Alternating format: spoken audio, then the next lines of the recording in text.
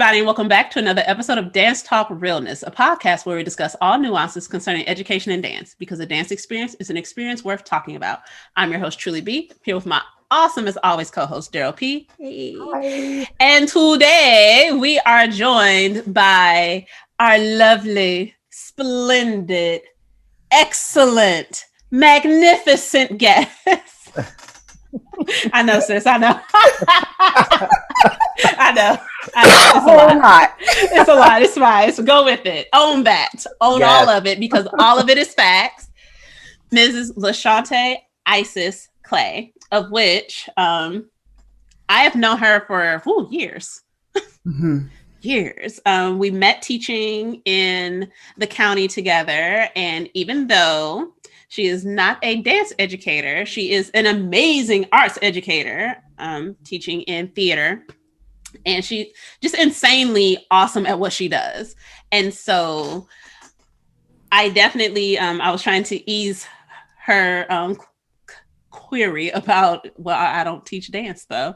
And I'm like, but excellence is excellence, and we will find the connections. Because there are connections, because it's all arts, right? Mm-hmm. Like, we are so interconnected, and people so often, like, yes, we all have our own individual thing, but there is a through line that connects us. And there is an understanding, I think, that should always exist amongst artists, that I may not do what you do, but I get it. And I respect that. Absolutely. So just start at the beginning. Let our people know just kind of the journey that you've taken throughout your career in the arts, and even how you got started in the arts, and everything that just kind of led you up to where you are today. Sure. And let me just say, I don't even know what to say after all of that. You just like introduced me, and I'm like, what am I? Ooh, okay. She was like, yes. What am I to live up to? Magnificent. You got this. Yes. But yeah, so I never wanted to be a teacher, truly. Oh, wow. I like literally never wanted to be a teacher. The subject of teaching came up, I think, when I was maybe a sophomore in high school, because I was one of those children who, like the overachievers that do everything. Mm. And, but my love was always theater, always. But I came from a really, really small town and in North Carolina. And not too many people were like into the arts, specifically into theater at the time. It seemed like a pipe dream. Although I grew up in a little place called Little California, and I always seriously, outside of Ahoskie, North Carolina, which is a small town in and of itself, the community was called Little California, and I always took that as what I was meant. Yeah. This is meant. Yeah, this is meant. But my mama was like, no, it ain't. Because how you gonna eat? how you gonna live? Bars. So she was like, I think you could teach it. Yeah, you could teach it out of high school. And I was like, nah, bruh. Ain't nobody's checking for teachers. I'm not gonna be a teacher. And so I went to school, and I started out at Howard University, and I was a biology major. The idea was, because I loved animals, that I would be a veterinarian, right? And so I get to Howard. I'd always gotten great grades in like sciences, right? And so I get to Howard one semester in, and I was like, nah, bruh, I am not doing this for the rest of my life. No. And I walked myself over to fine arts and enrolled in theater, and the rest is history. I left there and I went to North Carolina Central University as a theater major. And then I graduated, and I fell in love, y'all. Love got me. Love got me hard. Love be messing folks up. I'm talking about myself. That love thing, y'all. It's mess your whole life up. It's a thing. But yeah, we moved up to the Washington D.C. area, up to Maryland, and the idea was, it would be a bridge to New York. And but we got here, And then, we had a family. We had 2 babies. And I was like, we not going to be able to do this because he was a teacher at the time, with his teaching salary and my gig work. It really wasn't going to work with a young family. And so we had a friend, an actually family friend, who worked in the Maryland Department of Juvenile Justice. And he was like, well, we got a one teaching position open. I think y'all, you can interview for that. And my husband was looking to change. And so we both ended up going to interview for the same position. I don't even know why I went. I'm like, I just need a job. So, I don't know. We'll see how this goes. But my husband has the experience. By that time, he had 6 years, 6 years of experience teaching. I was like, there's no way I'm getting this job. Well, they found out that I was a theater major, and they were like, we want to hire you both because we want you to create theater programming in our detention facilities. We want to do some sort of drama therapy. Okay. Drama therapy is not my thing, y'all. I literally was an actor, and then I could build thrown into everything. Yeah. But I needed a job, right? So I was like, yes, I can do that. Absolutely. Absolutely. That sounds amazing. I can absolutely do that. Had no clue how to teach, had no clue about therapy, had no clue on how to connect the two together. I just knew that I needed a job.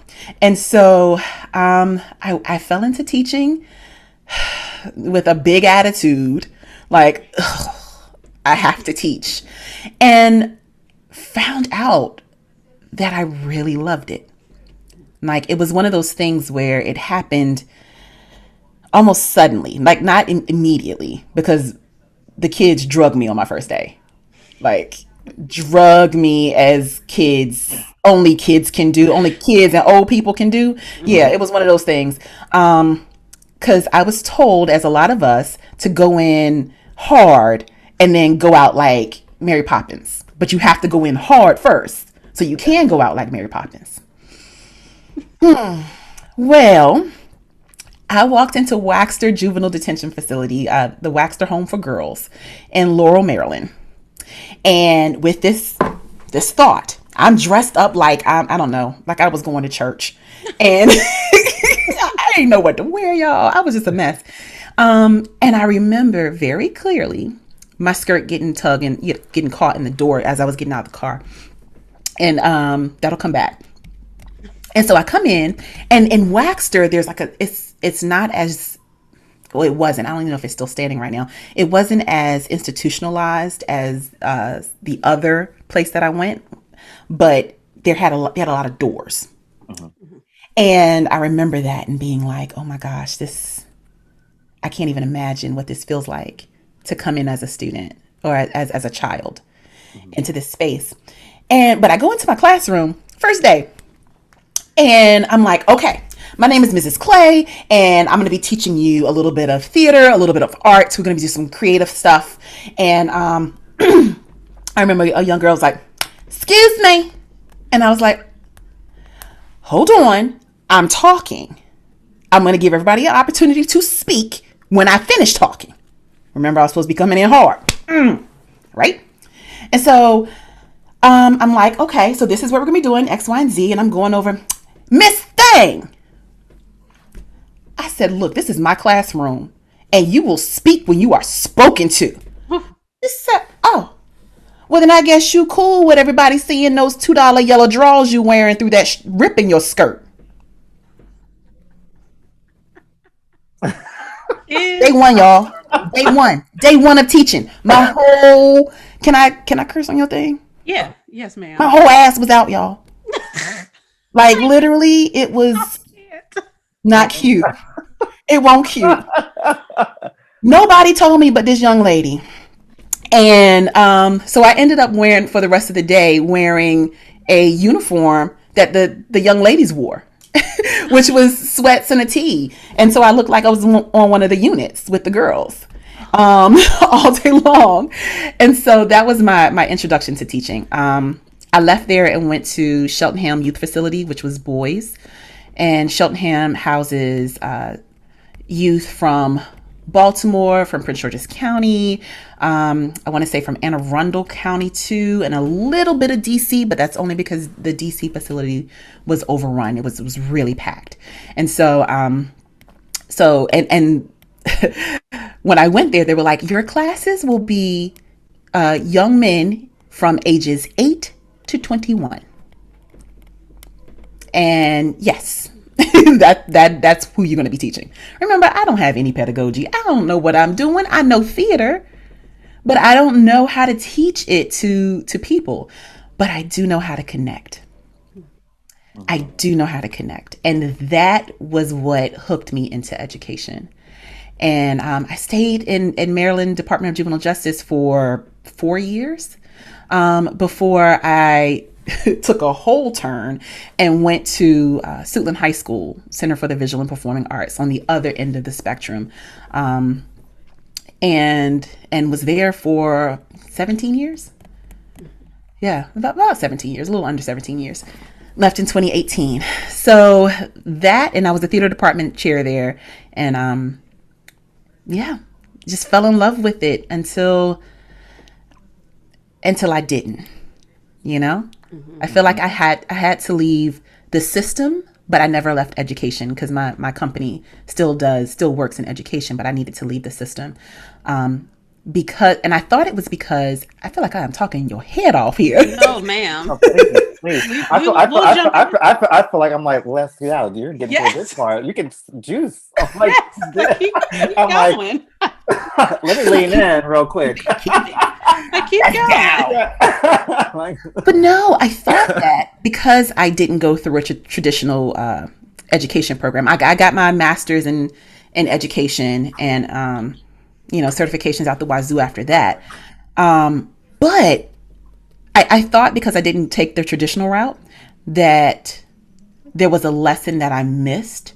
And that lesson was how to teach, especially as an empath, how to teach and not lose yourself inside of it.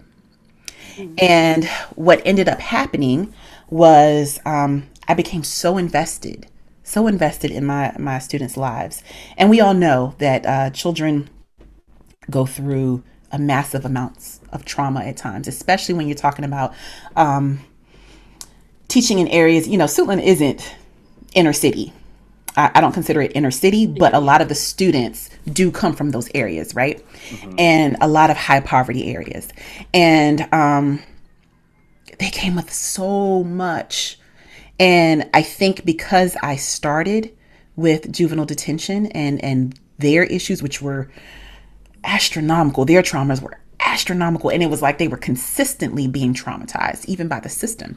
I absorbed all of that, and there were no professional development sessions that taught me how to put that down or what to do with that. There were professional development sessions and meetings that very clearly said, report. That's all you can do. Mm-hmm. When you are dealing with children that you see for 4 years straight, the program that I taught in, they auditioned for the program, and and I'm talking specifically about Suitland now, they auditioned for the program as freshmen and then went through 4 years of the program. And so I would see them all 4 years. Right. And so you become so attached, and you know what they're going through. You know what their parents and their family situation is like. And I found myself like worrying on weekends, like not being able to sleep at night. Just worry. Going on vacations. And I remember very, very vividly having some serious conversations, even bordering on arguments with my husband about, leave it. Like, you're here with us. You're here with family. And then couple that with losing a student. I had several suicide attempts in front of me happen at the school, and then losing a student to cancer. And that was, I think, the straw that broke my back. As a teacher, I wasn't the same. And again, no one was providing that support. When schools lose students or teachers or staff or whoever, there's that canned statement, about, guidance counselors or people, people will be here if any student needs to talk to anyone. Right. But I didn't feel like I was supported as a teacher. And I don't fault Suitland for that. I fault the system, because when I got out of the system, I realized that it wasn't just Suitland, that there was a huge lack of support for teacher mental wellness. Huge. And so, through therapy and then through a lot of inner work, I came to the idea that, after I left the classroom, I need to write. So I wrote a solo show, and it started out as a means, again, for therapy, to just get it all out, get my experiences out. And it fortunately played at the Kennedy Center, which was pretty awesome. And then it got an opportunity to tour to New York. I've taken it to Arizona. But it wasn't until it was performed at the Atlas Performing Arts Center here in DC that I realized that this is more than just therapy for me. Because it was the first time that I had performed it in front of a bunch of educators, right? Like, if you're not an educator, a lot of times you don't really get it. You don't get it. So true. You don't really get it. And so as I finished up, and several people are coming up and they're like in tears. And I'm like, taken aback, because I know I have to get myself together, because, it has it's an emotional roller coaster. It really is. Because I go through, even like I relive losing my student in the play, and it's hard. But they came up and they were like, I feel seen. We talk a lot about student mental wellness and student mental health and making sure that they're okay, but nobody's talking about us. And thank you. And so that's when I was like, okay, you know what? This can't just be a play. It's got to be something else. Theater absolutely can be helpful, and absolutely can be healing. But I wanted more. I feel like teachers deserve more. And that's how my theater company really started. It's really started. So yeah, that's me in a nutshell after talking for like 30 minutes. Look, we are just like, I'm like, continue. More. Like, it's so many things. So definitely teachers, and it's something Daryl hears me say all the time. I say it on here often. That it often gets overlooked that teachers are people. Our life does not revolve around only us teaching. Absolutely. And I have made the argument before, and I still stand by it. And again, it's not a slight to general teachers. I don't say core content because I don't believe in it. General teachers that teach them general subjects. Not saying that there aren't any of those that genuinely care and connect with students, because they do exist. I have seen them. I have known them. But as an arts teacher, oh my goodness, there is a connection that we end up having with our students that it is not common to see it outside of the arts. And so that brush it off, leave it is easy to say to the English teacher. It's easy to say it to the math teacher. It's easy to say it to the science teacher. But we're so involved with our students, like just the process of us conveying information.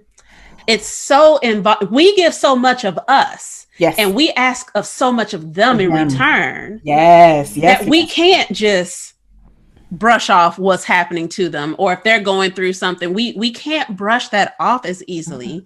And that part is not acknowledged in the way that it should be.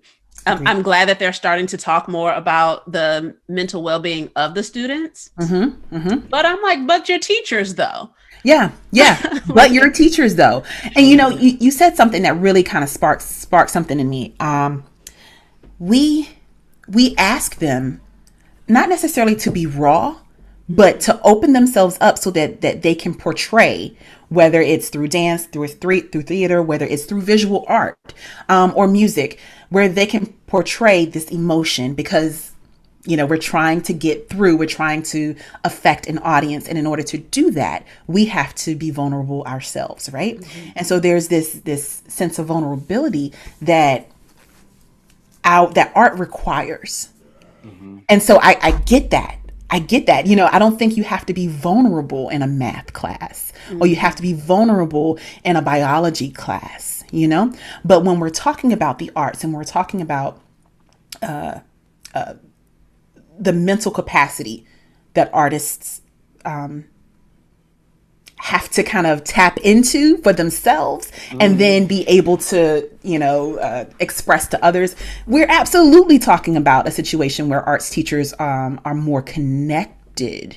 I would even say that, more connected to our learners. So it's built in.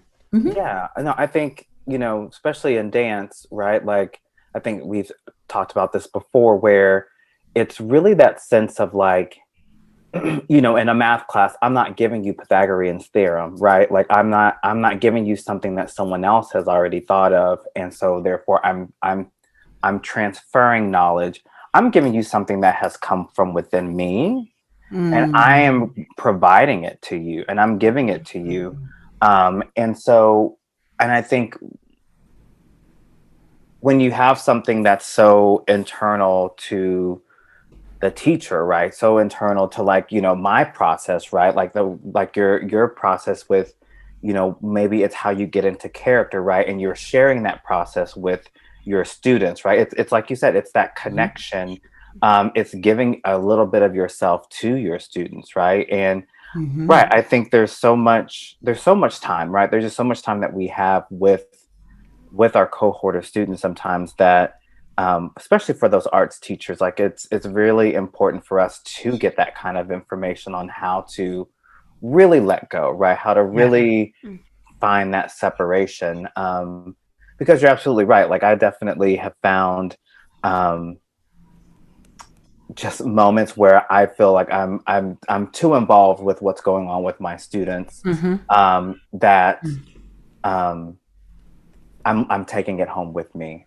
Yeah. Or I'm letting something that happened. Like, I had some students on a dance team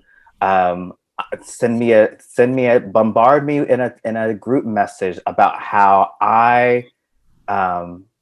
they felt like I wasn't giving them enough time, how I had left them by themselves, and that they felt like I didn't show them enough attention. And I brought that home with me, and I'm just thinking, how dare they say that? And I had to kind of, but then I have to, but what's the beauty in that, though, is also those teachable moments where I'm just like, I'm just going to separate myself from them, let them know the things that I have done. And it's so interesting how the next morning I had like 3 or 4 of them come to my classroom in tears, almost just saying like, I'm so sorry. Like, you really do a lot for us. And I'm sorry if I sound like I wasn't appreciative of that. So yeah. And then that's that other thing, we're not teaching adults, right? We're teaching people who are just now learning how to emotionally regulate, who are just now really building those synapses and things in their brains to process, the world that we're living in. And so, sometimes some stuff can come out of their mouths and we be like, wait, I got to remember. Your brain ain't all the way there right now. So I'm going to let your teenage self sit aside for a second. And I'm going to take my adult self and I'm going to try to go over here and regulate, because the teen me is about to go off on you. So like, I'm about to meet you where you are. Right where you are. Right there. Oh my gosh. Oh my goodness. but yeah, it allows us the opportunity, and we've been kind of talking about it from the not necessarily negative, but the heavier side of it. But it absolutely allows us to create these connections with people as they grow. And as they mature into the person that they were always meant to become. And then when they come back to you and they say, you know what, you were vital in that. Yeah. Like you helped me through that, or I remember when you said, and I'm like, I said that. I'm like, yeah, you said it all the time. But that there's nothing like that. There is nothing like knowing that you had a hand in someone's development. You had a hand in just bringing them. I was gonna say bringing them joy, but it's not that. It's, I don't know. It's almost like you had a hand in helping them realize how to bring themselves that joy. Yes. Yeah. Because that, and Daryl and I have talked about that. Like, that is by far one of my favorite things when they come back and they be like, Ma, let me tell you. And I'm like, I'm so proud. And like I, to this day, I have babies who like, I'm still mom. And like every time something new in life happens, like they shoot me a text, they call, they be like, hey, this just happened. I just want to let you know. Like, hey, Mom. I was like, and then also so you remember when you said this? I was like, I ain't say that. What you talking about? Right. Like, I never. And they were like, you did. Like, you certainly did. Like my, I think I've admitted this in public before. I don't know if not. Oh, well, we're here now. They sent me a picture once and they were like, remember us playing Tetris in your truck? And I was like, that was so illegal in all the way.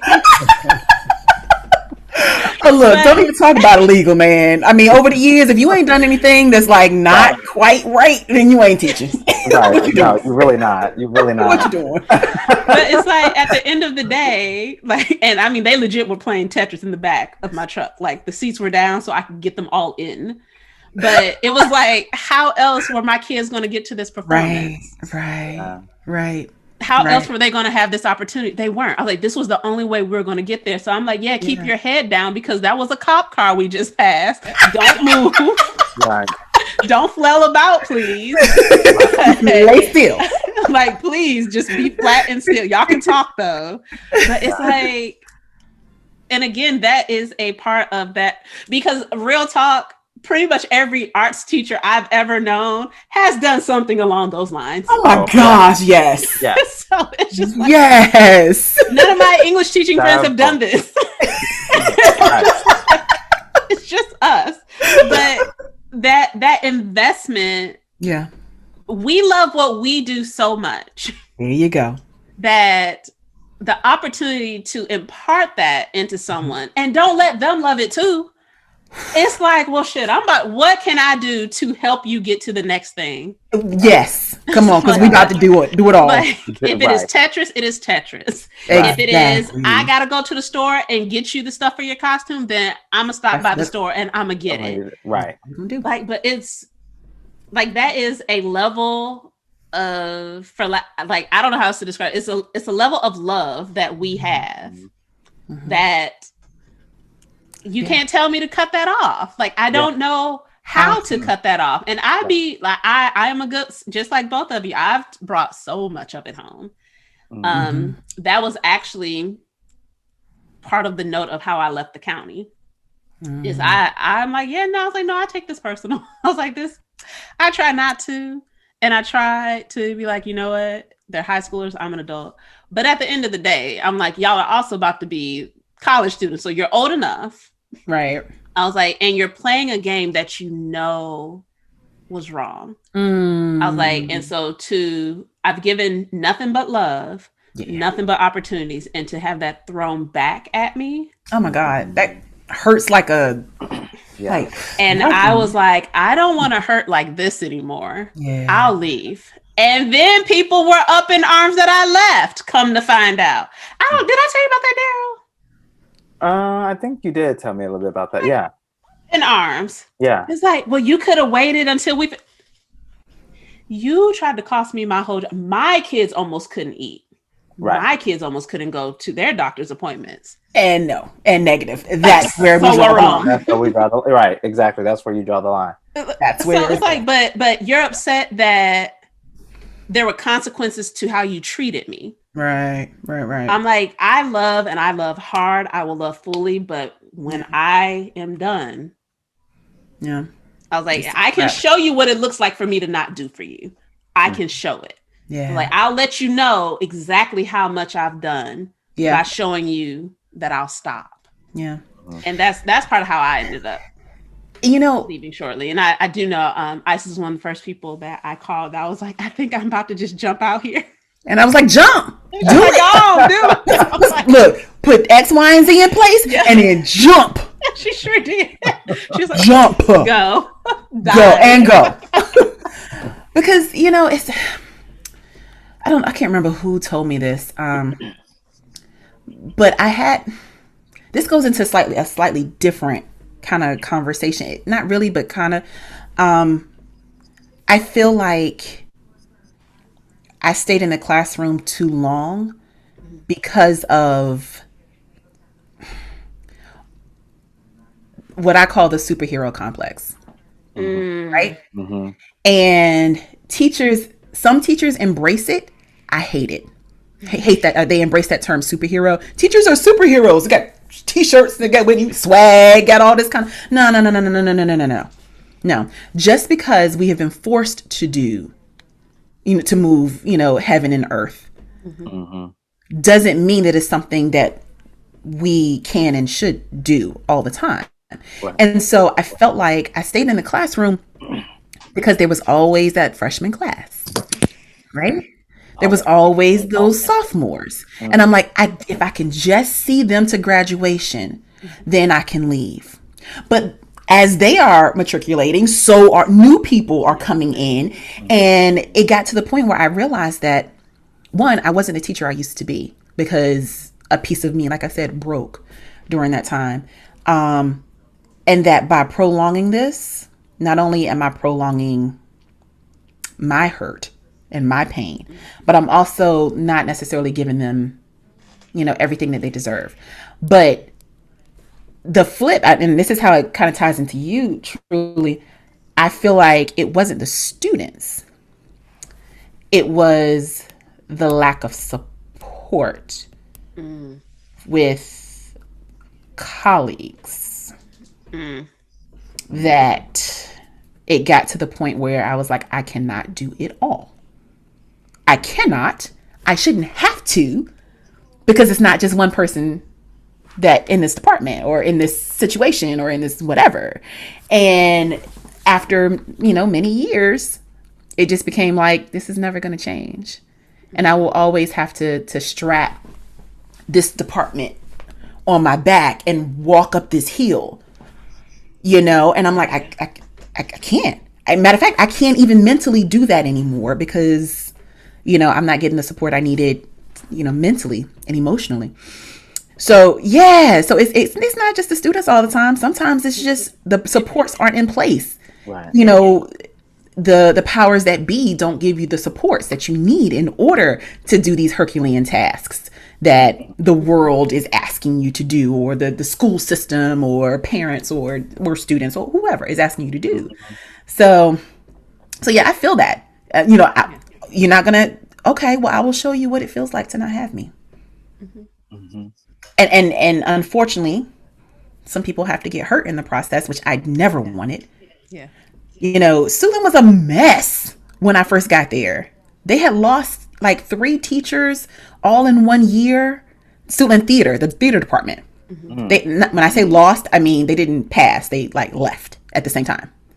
Oh, wow. And so the students were like, because of course I told you the process of this is 4 years. And so the seniors and the juniors and even the sophomores were like, oh my God, our teachers. And they rebelled, the year before I came. They had one teacher and they treated him like crap, y'all. My babies, and I call them my babies because 2006, they were my babies. Mm-hmm. Man, they flattened this dude's tires. They stole his grade book. They did everything that you could possibly do Shit. to try My to run this man God. away. Oh my God. And this is what I stepped into the following year. But it makes sense that I was able to create such, strong connections with these students because they were starving. Mm-hmm. They were starving.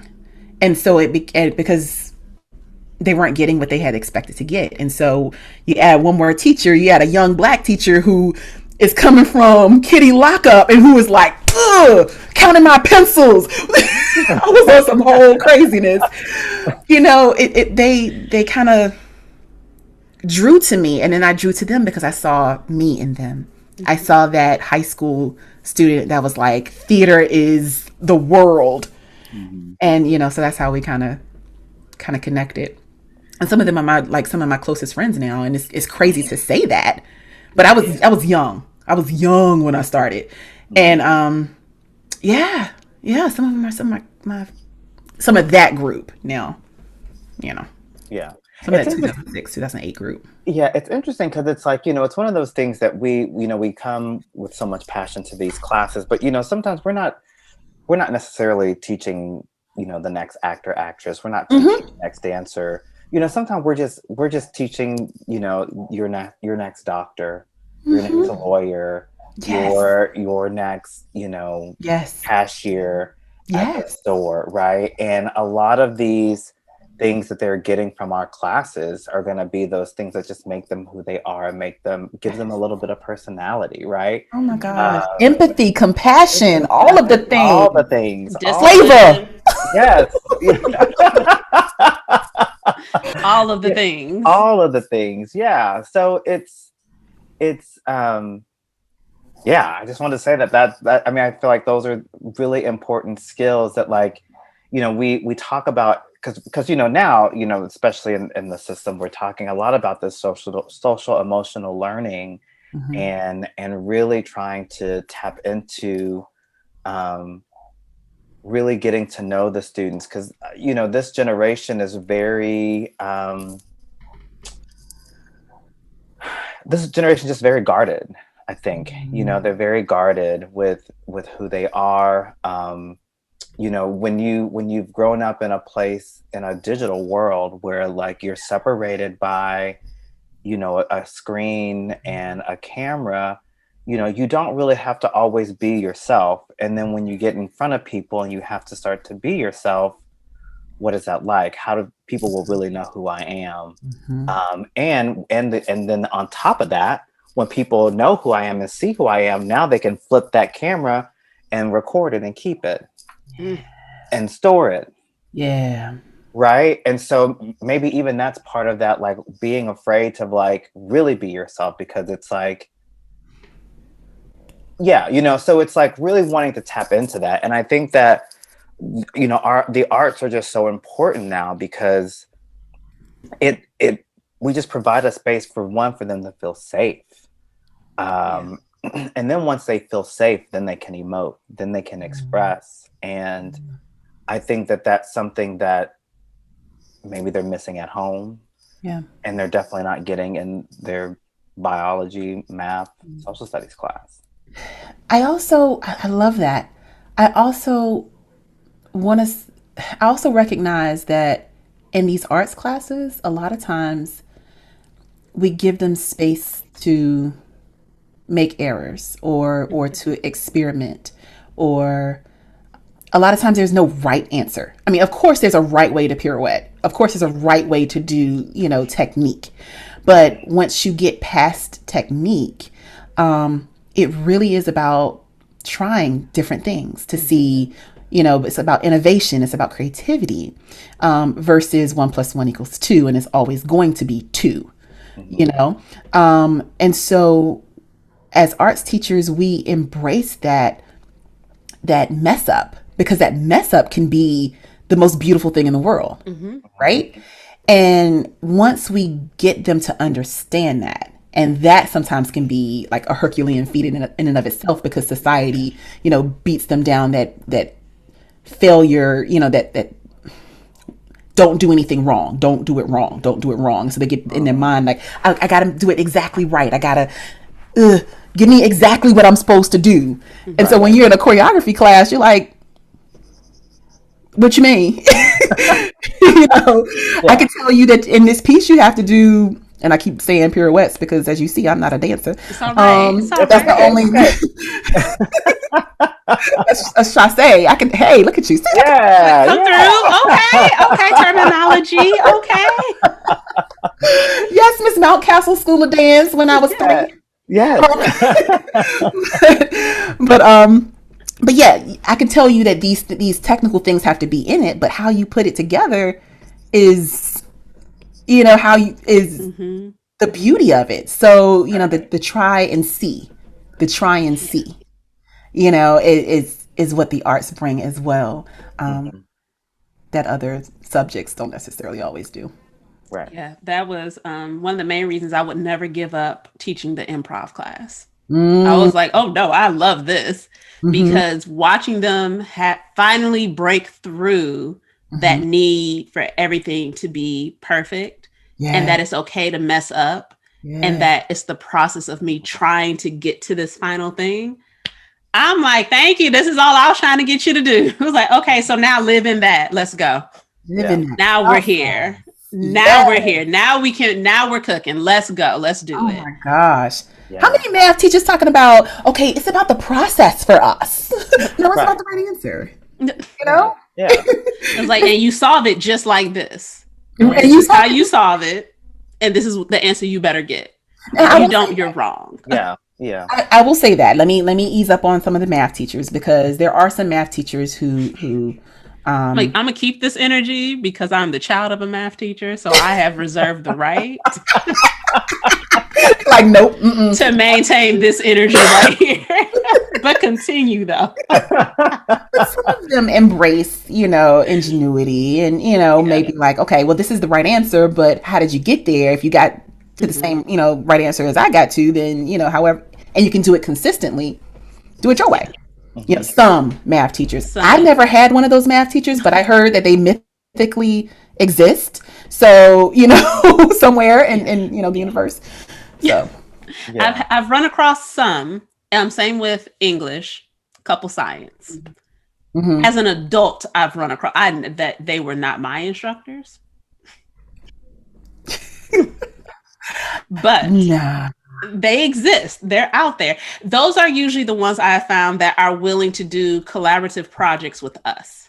And that they're excited to work with us. And they're like, okay, well, could you come in and like do a lesson? And this is what we're reading. This is what we're working on. And like, how can we tie these things together? And they want it.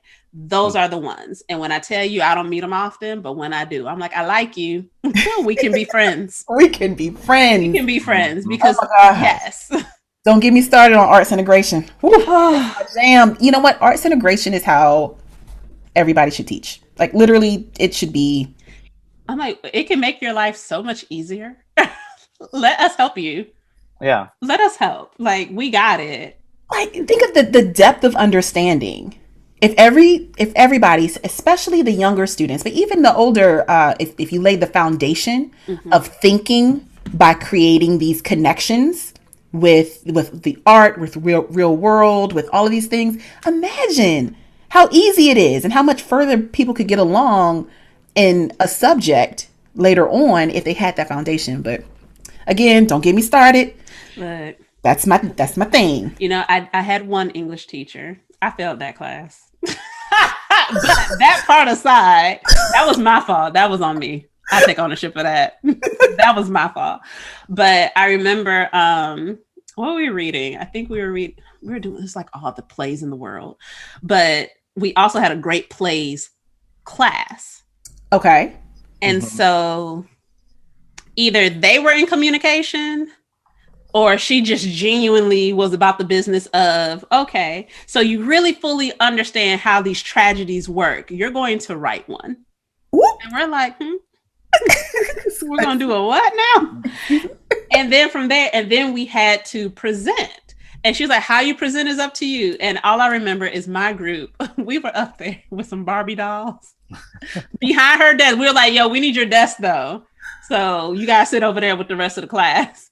And she kindly moved. And so we're behind her desk acting out this whole thing with Barbie dolls. Who had the Barbie dolls? I don't know, because we're in high school. I don't know. I don't know how we got them, but we had them. And we act this whole thing out. Got an A. It was a pretty good play. It was good. But it was just like that lesson stuck. But truly, how you how you failed that class? Okay, so this is what happened was, so because this was senior year, you failed.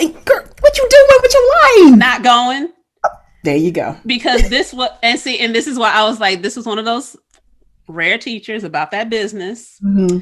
Because I remember I went to talk to her after they were like, sis, you're not gonna graduate, huh? And it was like, so I go talk to her, and I will never forget that she said to me, she was like, you are an excellent writer. You score well on everything. There is no reason for you to have failed this class. Teenage me is like, is she gonna let me pass? No, not at all. No reason. But you still got However, you're still failing. You will be in summer school. And I'm like, oh. Okay. Oh, I mean, and let me tell you, that was one of the first real lessons in consequences to your actions. Mm-hmm. And particularly in something that I'm good at. Yeah. I was so hurt. You know what? But that was a lesson that you will never forget. And that's a lesson that I'm sure sticks with you. Oh my God, never forget that. Because she said it with a smile too. She was like, there's no reason for you to fail. Like you do so well at this. And I'm just like, she gonna pass me? Nope. You will be in summer school though, taking this course again. It's like, well, so that's how I felt, because I just wasn't going. Oh my goodness. But it was my fault. Senioritis kicked in hard. It's a thing. It is a thing. Like it kicked my whole behind. Like, it was bad times. It was bad. Oh my gosh. I'm just thankful I graduated from that school, because it's top in the city. Nice. And like it was a college prep, so we had majors. I was a performing arts major. Didn't want to be a music major because I didn't want to have to take theory. So being lazy, should have been a music major. But I was like, well, this theory class hard. I just want to play, so I'm not gonna do this. I'll just be. My primary was trombone, but I played everything except for percussion and strings. Nice. So literally sat there and taught myself most of the instruments. I was like, just give me the fingering chart. If I know how to play each of the notes, then you can just give me music at that point. I know how to play it now. Wow. So my mom and like my grandmother and all, they always said music was my natural gift. I didn't have to work for it, which is why I shouldn't have been teaching it. I taught it for a little bit. It was horrible. That was when I had the wherewithal to at least say, I'm going to discourage somebody's child from the arts. I don't want to do that. So I shouldn't teach this, because I don't know how to explain anything to you musically, for real. I just understood it. Like my band director said it was this. I said, okay. And you know what? That's what pisses me off about when people say, and sometimes people still saying it, like people who can't teach. And I'm like, oh my God. That makes me so mad. Yeah, we've talked about that. No. Just because you know something does not mean that you can teach it to someone. Right. In a meaningful way. Thank you. Daryl's heard this. I had a professor say that. And I'm like, are you not teaching me right now? Like, oh my God. Teaching me if you can't do it. I'm confused. Right. I am confused. That doesn't make no sense. And I don't remember the full quote, but I know that thing is used out of context. The context in which it was originally said was not that. And then people just took it and went with it. I'm like, but that's illogical. Like, if I can't do it, I have zero business teaching it. Right. How am I can't do the math well. So should I be teaching anybody's math class? Not at all. Like, why would you let that happen? That doesn't make sense. The wrong people are saying it, right? A teacher should not be saying that, because if anything, it's a slight to teachers. Yeah, absolutely. That's the part that got me. That was the part, because I'm like, but you're actively teaching me. Like, I'm enrolled in your class right now as you're saying it. You are the teacher. Like, so you talking about yourself right now? Right. I am concerned and confused. It was mind-boggling. That burns me up. Girl, look, you hit a whole nerve with that one. like my face hot now. Ready to fight somebody. Because I was like, why would you ever say that to somebody? Right. But like you said, like, just, and we've talked about this multiple times, and it applies across the board. Mm-hmm. There are people who are excellent at their craft, yes, and are horrible educators. And it's just like, that are teaching now. Look, say a word. Yes. That are teaching now. Like, you actively. Are brilliant. You are a brilliant scientist, but you can't explain nothing to nobody. Go be a scientist. It's like, don't do that over there. You can't be nobody's teacher. Messing people up. People up. Now, I say this after that whole story about me jumping into teaching and don't have like zero. But sometimes it be working out. Right. But it don't always be working out, though. This is true. And honestly, it worked out because I was like, I don't know what I'm doing, so let me go over here and learn how to do that. Yeah. Instead of just saying, I'm here now and you just gonna get what you get. Like, you cared enough to be like, let me actually figure out how this is supposed to work. Right. Before I mess somebody's kid up. Let me go over here real quick. Because, like, that was me in music. I was like, let me not be doing this before I just discourage everybody from the arts, because this ain't it. This is not my calling. I wasn't meant for this. I need to do something. I know that about you, truly. Mm-hmm. I started out life as a musician. I still technically am. I consider myself still a musician. I just don't actively play as often. But 2/3 of my children are musicians. Oh, wow. The others are visual artists. It's just a artsy household I live in. Oh, it is hilarious. It's annoying, actually, because apparently I'm the parent that everyone forgets that I do things. I'm like, do you know what I do for a living? Like, if I'm giving you feedback and advice on how to fix that, take it, maybe. I'm helping you. And they... Mama. That what you do, you mama. Right, exactly. That I'm Look, like, you can say the exact same thing their teacher say, and then they be like, well, my teacher said, I told you that 2 weeks ago. What are you talking about? That has happened. I'm just like, have I not told you that? Have I not? And they're like, yeah. And I'm like, what do I do for a living? Like, guys, I'm only certified to teach dance. Like, that's all I do. So, and I've only been a musician my whole life. Like, why don't y'all listen? Like, you don't do your father like this. I don't understand. Like, what is it about me that you're just like, nah, I'm not gonna take her advice though. Like, be pissing me off. Like, I be legit mad up in here. So it is actually quite annoying.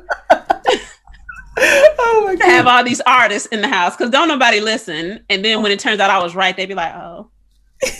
And I'm like, no, it could have all been avoided. It could have been smooth sailing. Right. And here you are.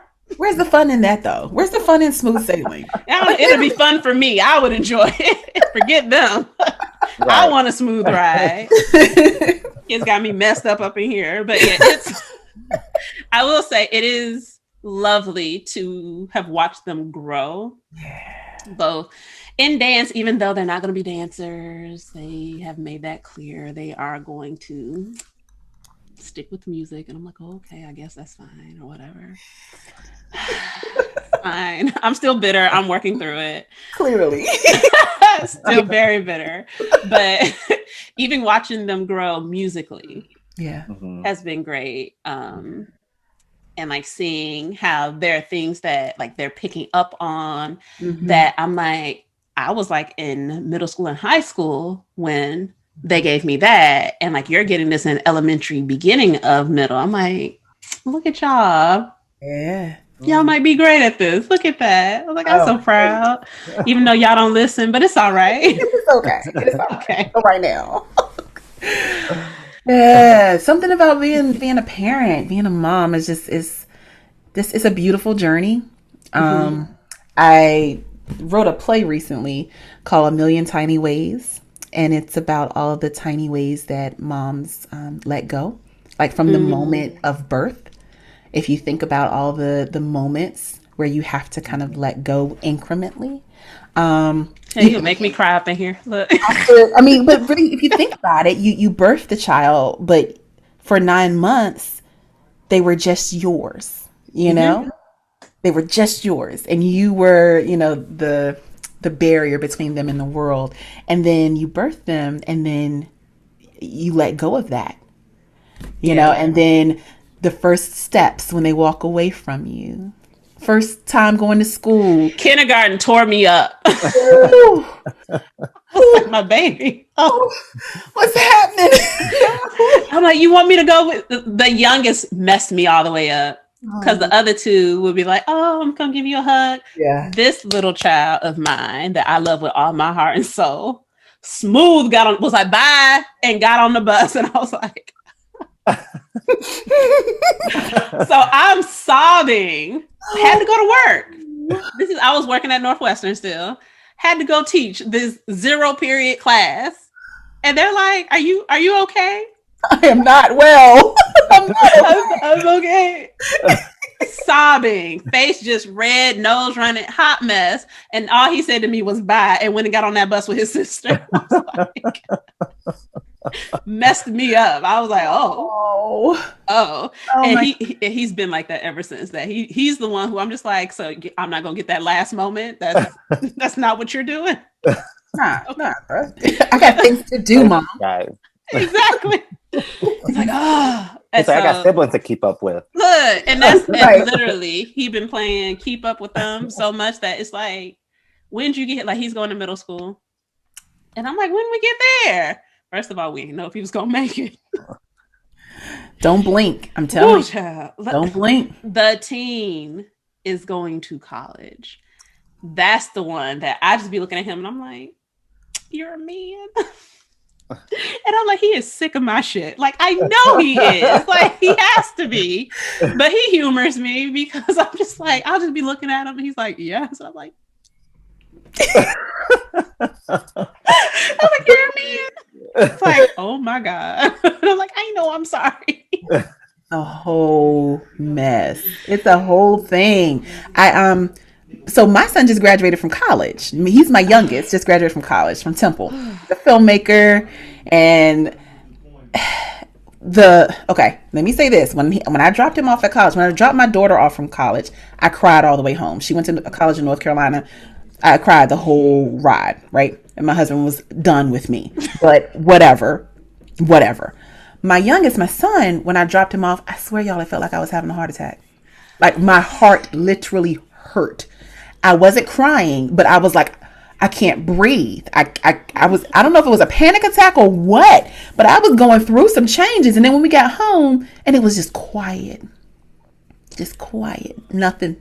And so for a full, I think it was maybe 3 weeks, my husband and I just kind of orbited each other, and it was in this like silence, because we were like, how do we, like, what we supposed to do? Yeah. We don't have any football games. We don't have track meets. We don't have, teacher conferences. What we supposed to do? And, you know, after we got past that, it's been lovely. But he graduated. Great, lovely. He graduated and he's working in Boston now on an HBO show. And he left after graduation, right? To go to Boston. And I cried, truly. Like, that boy won't never gonna come back ever in life. I don't know what it is.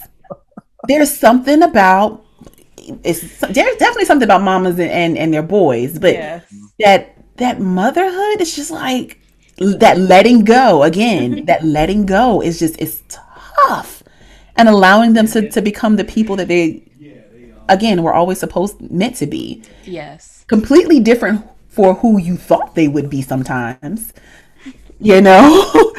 and yes. You know, so I get it. Just breathe through it. Truly, it's gonna be all right.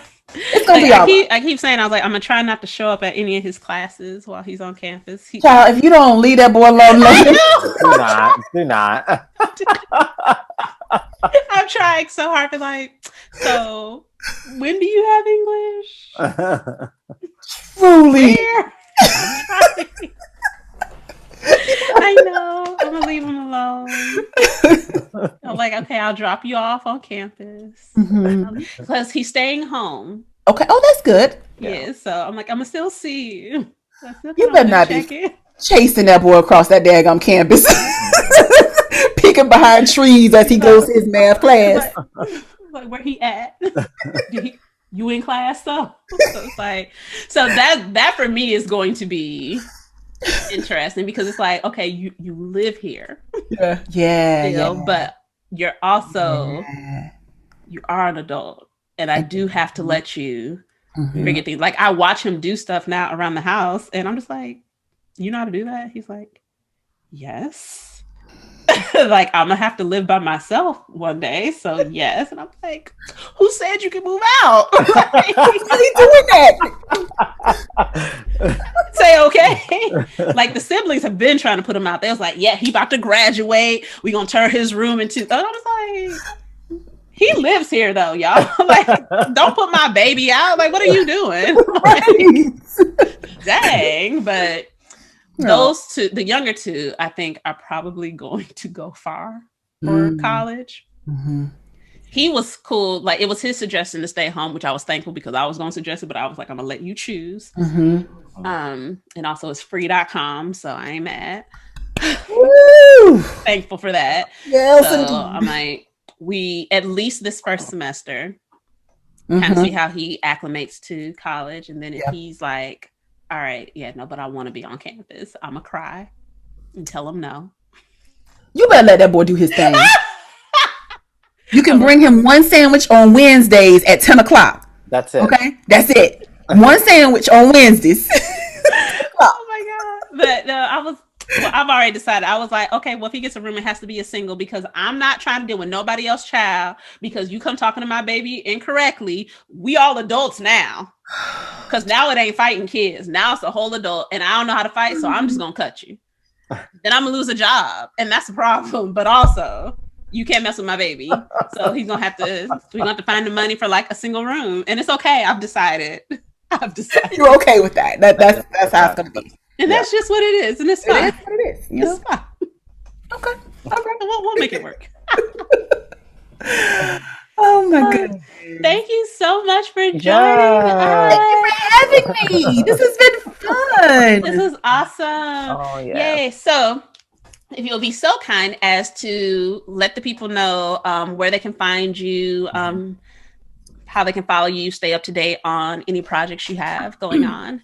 Excuse me. Sure. Absolutely. So on Facebook and Instagram, you can find me at Sculpted Clay. That's my company. My company is called Sculpted Clay Productions. So anything educational wise, you want to follow at Sculpted Clay. Anything acting wise, if you want to follow my journey as an actor, as a director, and a playwright, then you want to follow at Isis, again, on Facebook and Instagram, and that's AYESIS.